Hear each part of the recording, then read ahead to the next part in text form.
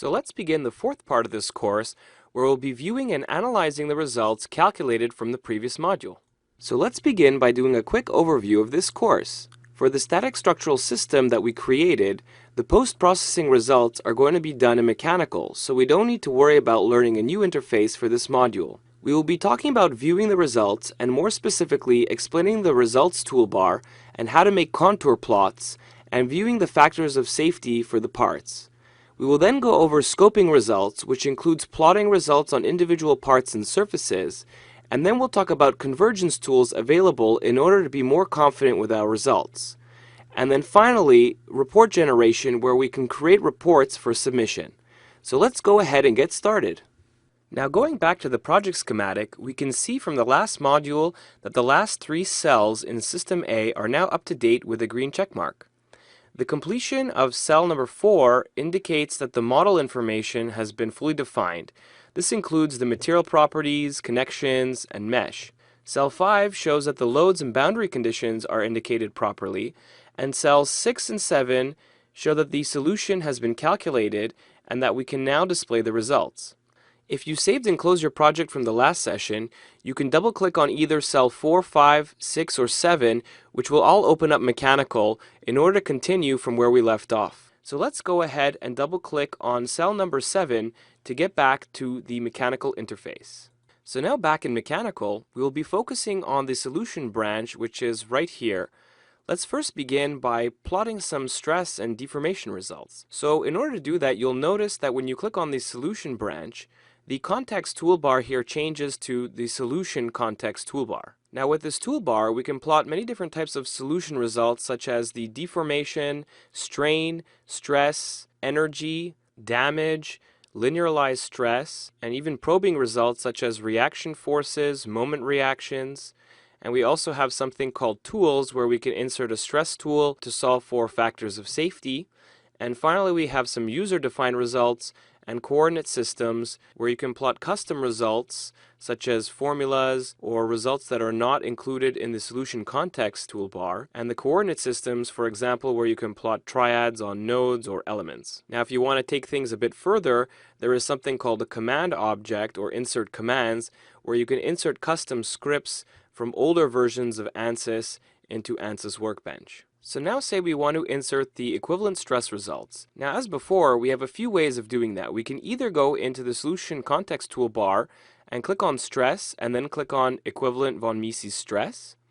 We can right click on the solution branch here, click on insert, and then move up to stress and then click on equivalent. And then a third option would be clicking directly on the geometry that we want to scope and right clicking and then clicking on insert and then stress, and then equivalent. So let's click outside here to deselect the face, and let's click on stress from the toolbar and click on equivalent von Mises stress. Now you can see that in the details of the equivalent stress, the scoping method is by geometry selection, and the geometry is all bodies. So by default, Ansys will choose all the bodies as the geometry. And we can see here that the type is equivalent von Mises stress, where here you can change that if you made a mistake. And for the other parameters, we're going to leave that as the default for now. So as you can see here, we have a lightning bolt, which means that the equivalent stress is ready to be generated. So we can click on this and then click on the solve button, or we can right click on the stress and click on evaluate all results. So let's click on that right now. So now we can see in the graphics window the stress results. So on the left here we have the legend, which indicates the minimum all the way to the maximum stress value. And we have here, it says equivalent stress. The type is the equivalent von Mises stress. And the units are in megapascals, where here you can change that again if you want it in different types of units. And here we have time 2, which means it's at the end of the second step. So this is after the preload and then after the force is applied. These are the results that we're viewing. So let's say we wanted to view the results after step 1, just after the preload. We can click on the graph toolbar here and click on 1 and then right click and then click on retrieve this result. So now this shows you the stress results after the first step, which is just after the preloading of the bolts. So we can see that just after preload, the maximum stress reaches 117 megapascals. And then to go back to step number 2, we can once again click on 2 here and then retrieve the result. Or we can also enter it here in the display time and change this to 2 and then hit enter and then right click here, let's say, and then retrieve the result again.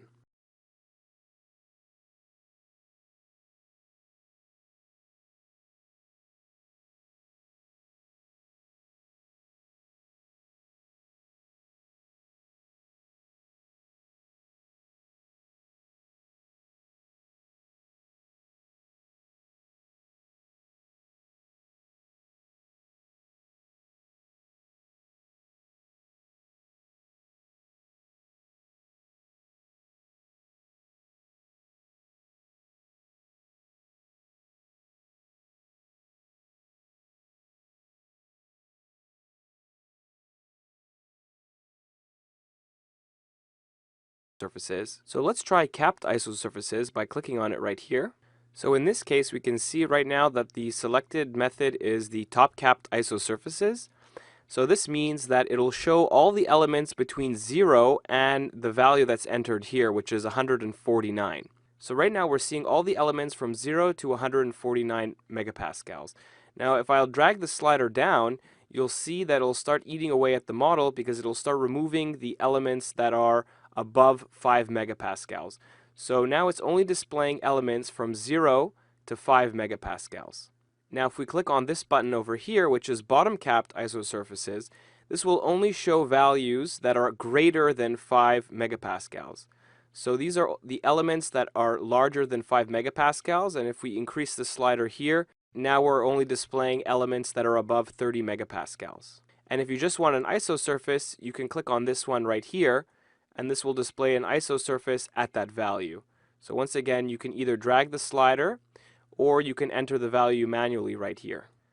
So let's bring this back to exterior by clicking on this right here. And next we have the contours icon where you can change how the contours are displayed. So by default the contour bands are shown. So this groups ranges of elements and gives them a color. So as you can see here, the color red is from 149 to 167 megapascals. You can change the contour bands to smooth contour bands. So now you can see here it's a bit more smoothed out. And you also have ISO lines. And finally you have solid fill, which won't display any type of contour bands. So let's bring this back to contour bands. Next up you have the edges icon, which controls the display of the undeformed geometry or the mesh. So here we have by default the show elements. So this is showing all the elements. If you want, you can go to show undeformed model. You can see here in transparency that the undeformed model is shown. If it's not so clear, you can show undeformed wireframe. So now you can see that it's showing the undeformed model in wireframe mode. And finally, you can click on no wireframe, which essentially removes all the lines and just shows the deformed shape. Now next to that you have something which is grayed out, which is the vector plots, which is only applicable for deformation results, which we'll do in a minute. Next to it we have the max and min toggles, so if you click on this it'll show you where the maximum is and where the minimum values of the stress are. And right next to that we have something called probe. So let's say you want to probe an exact point on the geometry, you can use the probe button and you can probe exactly, let's say this region right here. Let's turn on show elements. And let's say I want to know what the value of this is right here. You can click and it will add a probe marker for you. So the value of that is 27 megapascals. Now if you want to remove this tag, you can click on this button over here, which is the labels, and then click on this label and then hit the delete key to remove it. So now I want to show you the vector plot. So let's go and add another solution by clicking on solution here, right-clicking, insert, and now we're going to choose deformation and we're going to choose total deformation. Once that's done, the geometries will be all the bodies. So let's go right-click on total deformation and evaluate the results. And there you have it. There's the deformation. So now let's just zoom out a little bit. And now that we have our min-max on, we can see that the maximum deformation is up here at the top, which is 0.01 millimeters.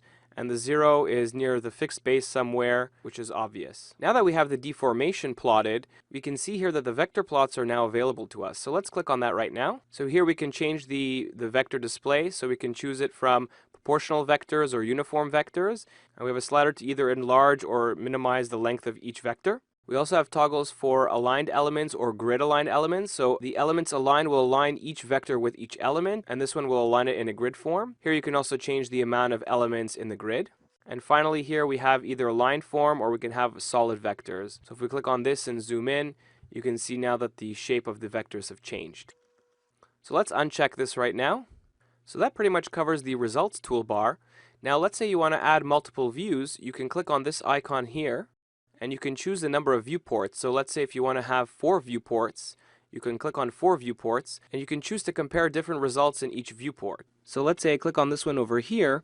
I can change this to equivalent stress by clicking on equivalent stress right here. And now in this one here I have total deformation. And you can do the same thing for the other 2 viewports if you have, let's say, 4 different solution results. So let's go back here and put it back to 1 viewport.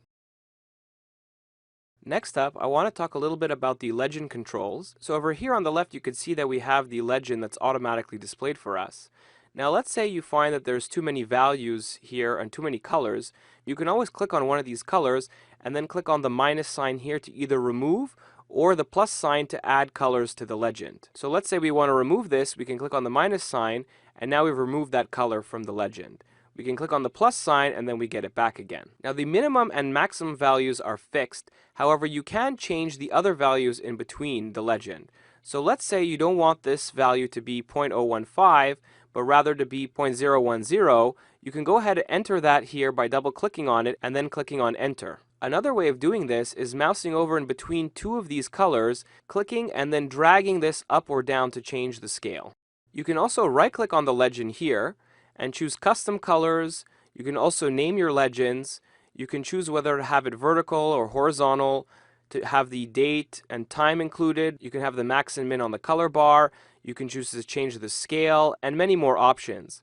There's also a useful one called semi-transparency, which adds this little semi-transparency here so you can see the legend more clearly for the report generation. Now let's say you made a change and you're not so happy with and you want to go back. You can always right click on the legend and click reset all. This will reset the legend back to the default state. Now I want to talk a little bit about the animation toolbar at the bottom here, which allows you to play, pause, and stop animations. So as you can see here, by default the animation is stopped, and if we want to play the animation, we click on this button right here to see what it does. Now as you can see, the animation is currently playing. Now as mentioned before, steps 0 to 1 is applying the pretension, and then steps 1 to 2 is applying the force. Now I'm going to go ahead and stop this. Now the 2 buttons next to the stop button are called distributed, and the other one is called result sets. The distributed is really for static analyses, where the frames are displayed as linearly interpolated results. The result set is more suited for transient or nonlinear problems, which is not in our case. Next to that we have frame markers, where you can add markers to see where the frames are being plotted. And right next to that you can select the number of frames used in the animation. And next to that we have the desired amount of time for the entire animation. So let's say we want to change this to, let's say, 30 frames. We can go ahead and do that and put it at 4 seconds. And let's see what that gives. So as you can see, it's a much slower animation. We have much more frames, and the whole animation is taking 4 seconds to complete. So let's click on stop. Now if you want to export this video, you can also do that by just moving this over a little bit here to get more information. And there's a button right here called Export Video File, which saves the animation as an AVI file. And right next to that we have something called a Zoom to Fit animation, which when turned on, Mechanical will loop through all the time steps to compute an auto scale factor that will accommodate the displacement for a full range of time steps and ensure that they will fit nicely onto the screen. Now let's say you want to create a section plane of your model. You can go ahead and click on this button over here to create a new section plane. So click on that right now. Now let's say you want to have a nice section plane. We can click on this Z normal right here to look normal to it, and then we can drag a line from, let's say, clicking the left side all across to the right and then releasing the click, and then there you have your section. Now you can see at the bottom left here, it created a section planes window, and section plane 1 is checked, which means that it's currently turned on. You can uncheck it to remove it and always check it back to section the model again. Now if you want to make another section, we can click on the section plane button again, and now we can section it, let's say this way, and then unclicking, and then now you can see we have a composite section, so 2 of the sections are now active. Keep in mind the section planes are sensitive to how you drag your section line. If I drag it from left to right or right to left, it makes a difference. So let's delete these 2 right here just to show you what I mean. Let's say I click on a new section plane and drag from right to left, you'll see that it removes the bottom half of the model. If I delete this and make another one from left to right, you'll see that it removes the top half of the model. Now you can also change this after the fact by clicking on the section plane 1 here, and then clicking on this button here, which is Edit Section Plane. Now after clicking on Edit Section Plane, you'll see now if I move my mouse into the graphics window, a line appears with a little box in the middle. Now if I want to change the side of the section, I can click on this arrow over here and it'll flip it to the other side. And if I click on this line right here, it'll revert it back to what it was before. I can also drag the square up and down to move the section manually as well. So as you can see here, if I want to move it up a little bit, I can just drag this and then let go. Now let's say you actually want to show the elements here and not have a smooth cut. You can click on this button over here, which is Show Whole Elements. So now as you can see, if I zoom in, it's showing the whole element, so it's not cutting it flush as it was before. So if I drag the slider down, you can see how that changes. Now let's remove this section plane by clicking on it right here and clicking on this Delete Section Plane, and let's close it out right here.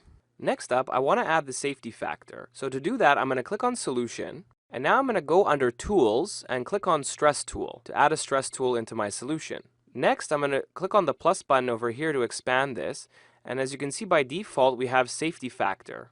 If we click on it, we can see that the geometry is scoping all the bodies, and it's going to show us the last step, which is after pretension and after the force is applied. Now if we click on the stress tool here, we can see that it's using the max equivalent stress theory. We can also change that to max shear, max tensile, or more Coulomb stress for brittle materials. But because we're using steel, we're going to keep this as max equivalent stress theory.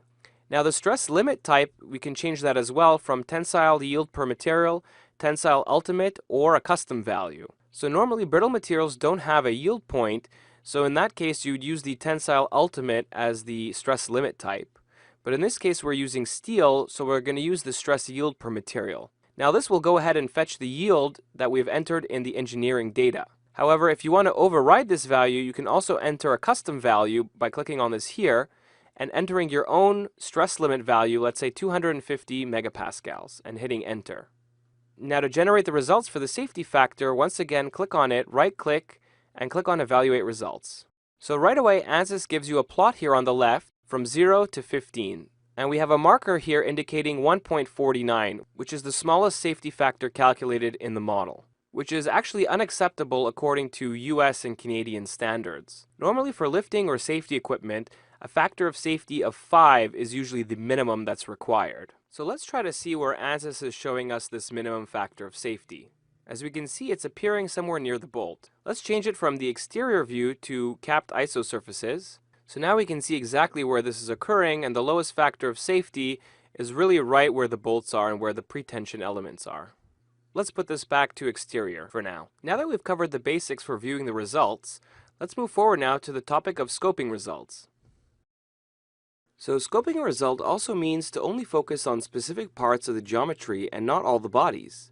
So we can scope, for example, a single part, a surface, an edge or path, or even a node or an element. So now you see we have the safety factor stress tool solved for all the bodies at the second step of the analysis. But now let's say we want to apply the stress tool to only the lifting lug. So let's add another safety factor tool by clicking on the stress tool, right-clicking, insert, stress tool, and safety factor. Now this time, instead of using all bodies as the geometry, let's go ahead and click on the body filter, and then let's just click on the lifting lug, and then clicking on all bodies here, click apply. Now you can see that the geometry is selecting only one body. So now let's right click on safety factor number 2 and click on evaluate the results. So the safety factor now at time step 2 is 2.57. And if we want to see it at time equals 1, we can duplicate this again by right clicking on it, clicking on duplicate, and we can choose by time and choose 1 here, and then right click on safety factor 3 and click on retrieve this result. So you can see after the pretension we have a safety factor of 3.5, and after the tension and then loading we have it dropped down to 2.57. Now if we want to see the stress on just the lifting lug, we can click on equivalent stress here, right click, and then click on duplicate without results. And then here in the geometry we can select on all bodies, use the body filter, select the lug, and then click on apply, and then right click on equivalent stress 2 and click on evaluate all results. Now we can see that the maximum is at the bottom of one of the bolt holes right here, and that maximum is at 97 megapascals. Now if you just wanted to scope a face, we can click on, let's say, equivalent stress 2, right click, duplicate without results, and this time click on the one body here and use the face filter, and click on, let's say, this face over here, and click on Apply, right-click on Equivalent Stress 3, and evaluate all the results. So now we've scoped just this face, and now you can see that the maximum stress along this face is 33 megapascals. Now, in addition to the contoured results, we can also plot reaction forces, moments, and even the pretension results. And you could do that by right-clicking on the solution, Insert, and going to the Probe menu here. And now you can see force reaction, moment reaction, bolt pretension, etc. So let's click on force reaction. And now let's choose the fixed support. Weak springs are inserted automatically by Ansys by default in order to converge the solution if it's not fully defined. So let's ignore that for now and let's click on fixed support. And let's also add in solution a bolt pretension.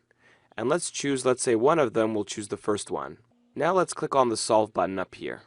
Now if we click on the force reaction, we can see here in the table that we have the force reaction in the X, Y, and Z directions for the fixed support. So if we look at the total reaction force for step 1, which is almost 0, which is just the preloading case, and then step 2, which is about 7,000 newtons. And for the bolt pretension probe, we can see that the bolt pretension preload reaction in newtons is about 2,700. Now you can also export any result by, let's say, right-clicking on one of them and clicking on Export. And you can export it to a text file or an STL file. Another way of exporting the data is actually going into the tabular data window down here, and you can actually select these columns, right-click, and click on Export as well.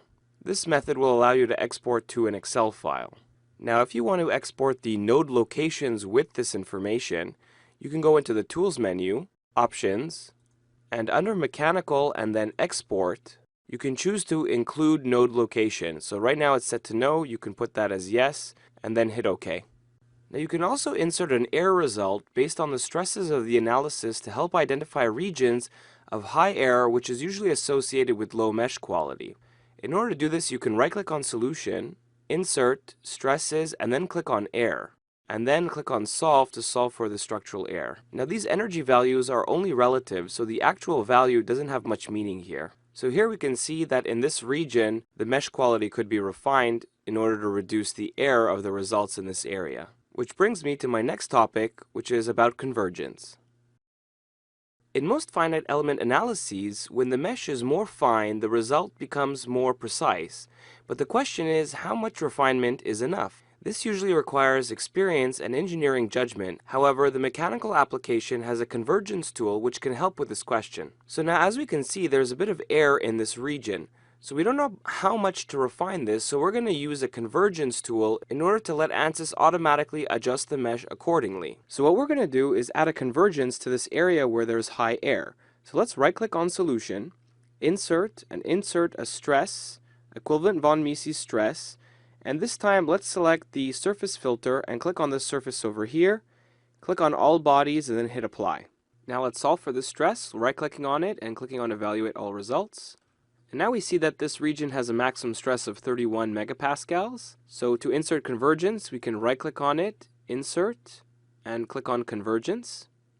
Now here it shows you the convergence history worksheet, which is currently showing the maximum stress versus the solution number. On the left here, we can change the criteria for the convergence by entering a maximum % change in results. So what this means is Ansys will refine the mesh and then compare the new maximum stress to the previous one.